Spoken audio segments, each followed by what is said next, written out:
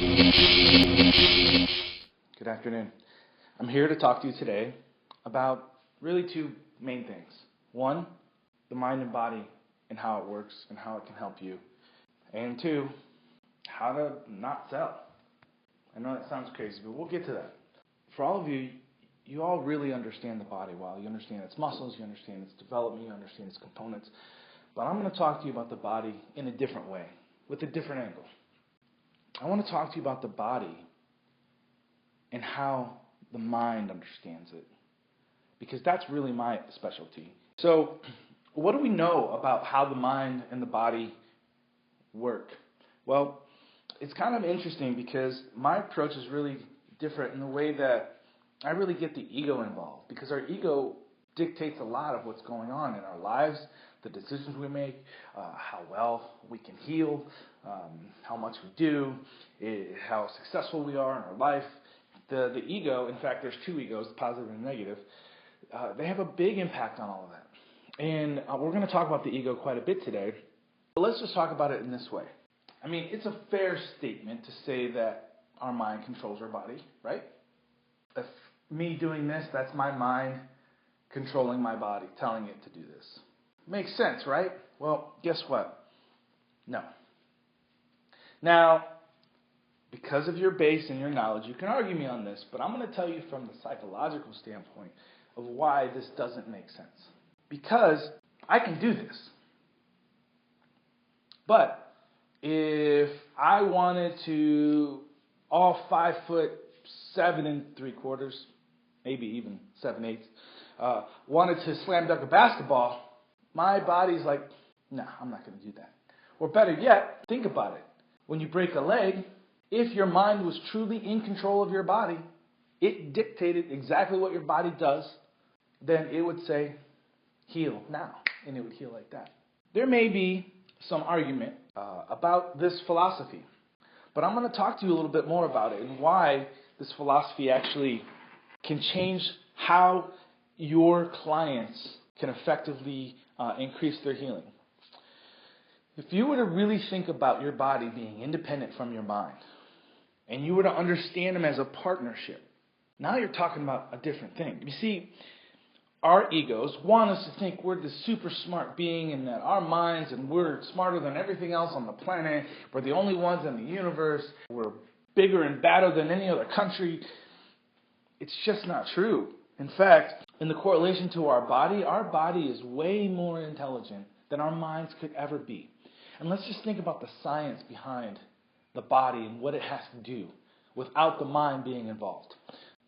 We all have these molecules, right? And we have these protons, neutrons, electrons. Each of us has atoms. You know, they say if you took all the space out in between the atoms, that all of our atoms could fit on the head of a pin. Pretty crazy, which means the majority of our body is space. In fact, as you guys already know from a science base, no atom is touching another atom. They're just different atoms are more tightly grouped together than others. Well, if that's true, then you've got a whole bunch of different cells working together to hold themselves together just in this little finger. And then when you move this little finger, as you guys know, all these different muscles are working. This is all happening because of the body's intelligence, not the mind's. The body is so smart. And it is actually my belief that the supplements that we take in and the nutrition that we get in, that we think we're getting in, we're tricking the body with these pharmaceutical drugs. It's not really tricking the body at all. But that's a conversation for another day. But what we are doing is we're thinking that we're smarter than what we really are. We're just not. Our bodies are infinitely wise. For these muscles to work together, for the connection between the whole physical body and how it just works in this great harmony, holding these cells together in this unit, being able to self-heal, things that we aren't consciously focused on, it's just there. It's just there for us. The mind can assist the body. In fact, in this partnership, they can develop a really strong partnership, but the mind can't dictate to the body. And if it does, the body doesn't respond very well. So, what I am talking about is really understanding this mind-body partnership and how it can help you personally and how it can help your clients. Because when you get your clients more involved, when you get them understanding this concept that this mind and body is a partnership, now all of a sudden we're talking about a different kind of assistance. The biggest problem right now is they expect you to heal them. Most people don't take part in their healing process. They just come in, they expect you to fix them, and they leave. That's just how it works. Well, guess what? You need to get them involved and get them in a partnership with you, much like their own mind and body needs to get in a partnership. See, this whole world's based on partnerships, and it's very important for us to understand that. So having this partnership, having this connection, this relationship is something that we all strive for. And the first place to start is the body. So I want you to think about this for a minute. I want you to think about the body and the mind. And I want you to think about communicating with the body as if it's its own separate individual. Just like you would have to communicate with a patient or a client, you have to communicate with your body. Talk to your body. And we're going to actually do some exercises that will do just that. Imagine, if you talk to your body, what would you say to it? Well, what do you say to your clients? Do you give them positive reinforcement? Yes. Do you encourage them? Yes. You keep them positively motivated with these positive, reinforcing words, thoughts, and feelings. But most of the time, we question our own body. We worry about whether we're going to get sick. Guess what you're saying to your body? You doubt it. You don't trust it. You don't believe in it. You're worried if you're going to have enough energy. You're worried if you're going to be tired enough. You're worried if you're going to be strong enough. We worry about all of this stuff. And all of these messages we're sending to our body is that we don't trust and believe in it. Not only that, being these master dictators that we are, we're just telling our body what to do and when to do it. We never partner with our body. And let me use this analogy. It'd be like you come home or your kid comes home and the parent says, "Go clean your room right now," the minute they walk in the door. How well does that go over? Not very well. But what if the child comes home and the parent says, "Hey, listen, I see your room's a mess. Why don't we go clean it together?" It's a whole different experience. One is dictator and one is partnership. And that partnership, which is the second one, is how we should be communicating with our body. So when we go to train, we go to run, we go to work out, we go to do all these things, it's about stopping and getting the body to go along with what you're doing. And then listening and getting feedback as you move forward in your day or in your life. It's about constantly checking in to see how the body's doing, giving it the support it needs, whether that be fuel, food, drinks, whether that be slowing down on your runs, increasing your speeds, whatever it is. When I first understood this concept, I remember thinking that I probably wouldn't do as much work if I just, if you think about it, it's like, well, if I'm only going to push myself to how my body feels, and if you're in your mind, you're always like, oh, your mind's the one that's always over pushing your body, and your body's the one that always is wanting to give out. I actually didn't find that to be true. I found that my mind was the one that gave out. And when I just listened to my body and trusted it and gave it those messages of positive reinforcement, I could actually do more than when I didn't. And even to this day, my training and my workouts are far greater than they ever used to be, except when I was a collegiate wrestler. So, in any case, what if we did that? What if you got your patients to do that? What if every time they came in and they took a minute or two to understand what they were going to do, to ask the body to help it, to tell the body that they believe in it and that they trust it? I promise you. In fact, there's research that shows just by doing imagery, the body heals 40% faster. This is where I want you guys to start. I want you guys to start understanding this mind and body partnership and realizing that your body deserves a lot more credit, a lot more love, a lot more respect, and a lot more listening to. Because if you're not listening, or if you can't get your patients to listen to their bodies, then there's this disconnect. And how can you get your patients to do it if you're not doing it yourself? Just to even understand how little awareness we have to our body, I'll give you a little example. Don't move. Stay exactly seated the way you are. And I want you to just be aware of your toes. I want you to think about your toes for a minute. And feel the weight on the bottom of them. Feel the weight of your feet. And where's the weight at? Is it in the ball of your foot? Is it in your heel? As your legs go up, if they're crossed, you can feel where the weight of the other leg is crossing over the other leg. And then feel the hips and sitting in the chair. Feel the way your back is. Is it curved? Is it straight? Feel your shoulders and how heavy they are. Feel your arms and how your biceps are kind of just hanging there. Feel your neck, your head. Body feel a lot heavier? Yeah. We are so unaware of our bodies most of the time that we can't appreciate it. When you start to become more aware of the body and you start to appreciate it better, you start to actually have better balance, better healing, better clarity, better centeredness, better everything. Because you have a better partnership between the mind and the body. I actually have clients that just come see me for injuries. I have other clients that come see me for emotional stuff. I have some clients that just come see me so they can be better athletes.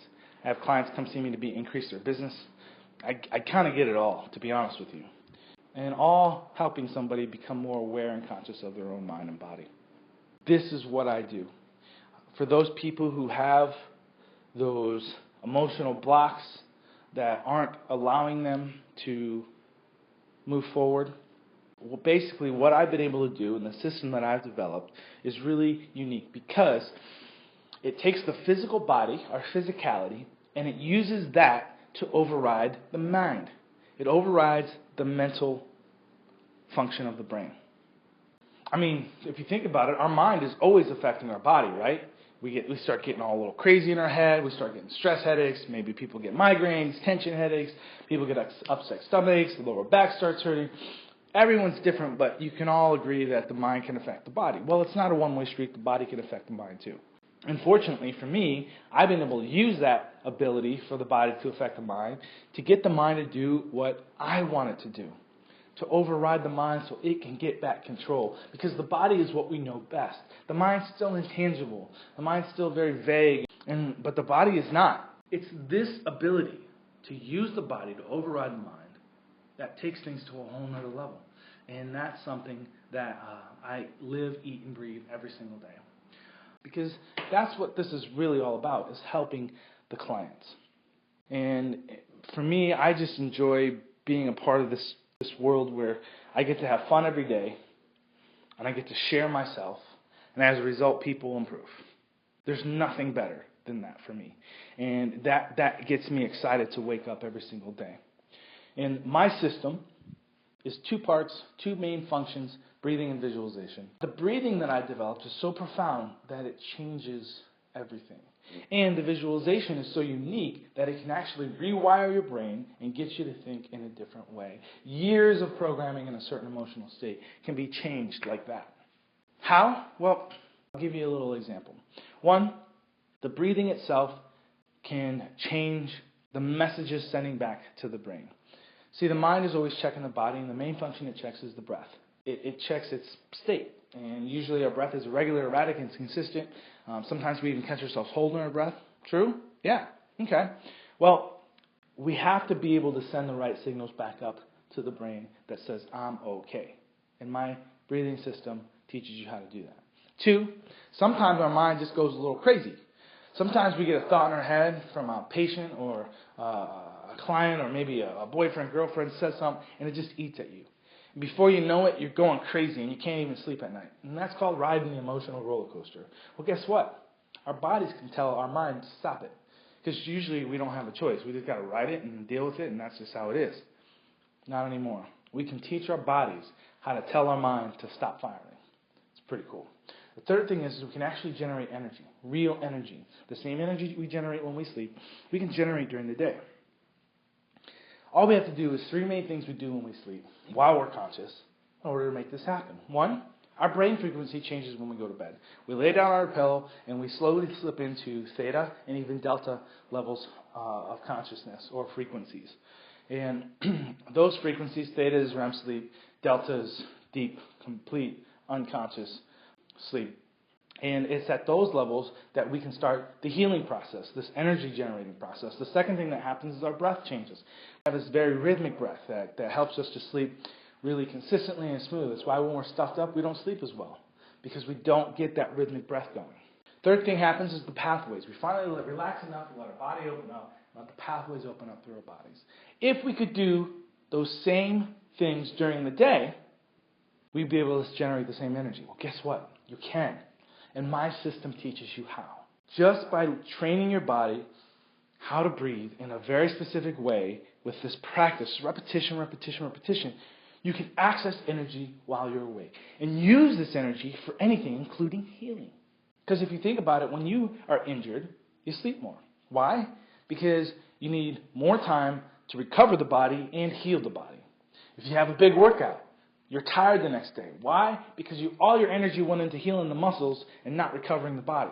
If you're sick, you're more tired. Why? Because the energy is all going into healing the sickness and not recovering the body. So, what we want to do is we want to be able to generate this energy during the day and then focus it. And guess what? Your patients can learn how to use that energy to heal themselves faster. So not just imagery, but actual energy to heal themselves faster, which is really cool. Now, once we've got this going on with the breathing, that's when the visualization comes in. Because, see, we got this brain that's firing all the time. The breathing stops the firing. It allows you to stop it, calm everything down. And so you got these nerves that just are connected in certain ways. So let's say this is the emotional pattern of fear or insecurity. And it's constantly fired. It's been firing since you were 12 years old, and it's just hooked. In fact, all its friends are also firing with it. And now there's this cluster of nerves. We can stop those nerves, pick them up, and fire them in a different way. And that's where the imagery comes in, the visualization comes in. With those nerves stopped with the breathing, in the visualization, we pick them up and refire them into a different way, and then we just practice that over and over and over until you see emotional patterns change. And for some people, it happens instantly, and for others, it takes 2 or 3 sessions, but it happens. And so that's pretty much my system. It's pretty cool, and I've been able to have a lot of success doing it. I've been written up in 2 books. I've been in a documentary film. I'm a published writer. And I've been on TV. What's really becoming the big deal is not me necessarily, it's the stuff. And it works. And that's why it's such a big deal. Now, that's a little bit about me. And I want to talk to you about one last thing. I mentioned it before. We're talking about helping. For me, it's about just sharing myself. Because after all, sharing is caring, right? It's about me sharing myself. That's all I'm doing, is I'm just sharing who I am. I'm not trying to sell you anything. Listen, I already know what the truth is. I already know this stuff works. Whether you invest into it or not, that's okay. But I could not walk away not sharing this stuff because it's too good. I know how much it can help. So I don't sell anyone. I just share. And so when we talked in the beginning about not selling, I really mean that. I don't want you to sell. I want you to share. Because that is what is comfortable to do. And here's the reason why. When you start thinking about all the people you've helped, people who've come in with lots of pain, lots of injuries, lots of stuff, chronic fatigue, long-term, just stuff, and you've helped them, how do you feel? Good? Good for you? Good for them? Yeah, why not? And wouldn't you like to make other people feel just as good as that person felt? Okay. Well, we think in our mind, our ego says, oh, well, these guys just think I'm going to try to sell them, or I'm just trying to push that. You make it about you. These guys think me in some way is whatever. Exactly what I did with my business. I was always making it about me in some way, shape, or form. And for the first 2 years, nobody knew about me. I didn't have a website. I didn't have nothing. I was just doing my thing, and I was in this egoic way, just being I'm just going to do this for people who find me, and that's it. I'm not going to share my stuff with anybody, blah, blah, blah, blah, blah. No, it can't. It just can't be that way. Because I'm here for the good of myself and all mankind. Emphasis on mankind. And so, with that, I have to put myself out there. Now, is it comfortable for me to do that? It is now, because of my mindset. But it wasn't in the beginning. It wasn't comfortable for me to sit there and go, hey, why don't you come see me? Or, hey, I'd like to talk to you a little bit about what I do. I wasn't always as confident as I am now But it took some time to get there. But I got there, and here's how. I stopped thinking I was selling or pushing myself on people, and I started realizing that what I could do was help people, and that's what I love doing. So, I wanted to share who I was. I wanted to share my stuff with people. And so the more people that come, and the more people that sit in, the more people that get my stuff, get help. I can't make this about me, or what I think is this or that or the other. I got to make it about other people. So people need to know this stuff. This is what I'm talking about, is sharing. How hard is it to share? Not hard to share. Hard to sell, not hard to share. Because, for example, if I had a friend who I said, hey, listen, I got this friend. They've got knee problems. They don't work out. They lift boxes every day for a living, but they don't work out. Their knees are really bad. They're probably going to lose their job because they don't have the same performance as they used to. And they got a good job, but they're losing productivity, and they're just in pain. And drugs are dangerous for them because they don't manage them very well. So, what do you think? What should I do?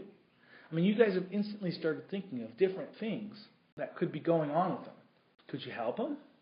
Yeah, I know you could, because if you think about it, this person doesn't work out. They're probably lifting improperly. They're doing all kinds of contracting of the hip flexors, and they get everything bound up. And they don't do anything to open their hips up or stretch themselves out. And as a result, they're probably twisting all these muscles up, torquing on the knees, because that's the main focal point. And, with a little bit of understanding how to stretch, a little bit of increased functional training, range of motion, things like that, they could probably feel 100 times better, right? Yeah. Well, who are you to keep that from them? Your ego is going to be so big as you're going to think, I'm not going to sell, so you're going to keep that from them? You're going to keep your knowledge, your abilities, your gifts from them? How dare you?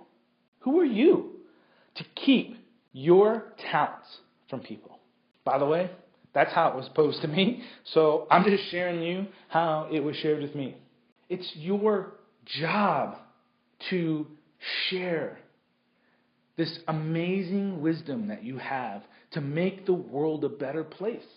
And I mean this in a very real and a very serious way. That's our focus, is not to sell, but to share, to give your gifts to more people. You know how successful you guys are. It's time to make it better for everyone else. Putting yourself out there, don't make it about you. Put yourself out there, share yourself, so that you can share your gifts with more people for the good of yourself and all mankind. I wanted to keep it quick. I wanted to keep it brief. And I wanted to make sure that you guys understood those two main things today. It's time to understand how to start partnering and investing in your own bodies. I'm glad I could share a little bit about myself. If you've got clients or people that you know that want to increase or improve themselves, their mental strength or focus, their ability to improve their healing, or maybe they're getting reoccurring issues, I can help with those things. And then the last thing is sharing with others. You guys have talents. You guys have gifts and abilities. It's time to share them with others. Period.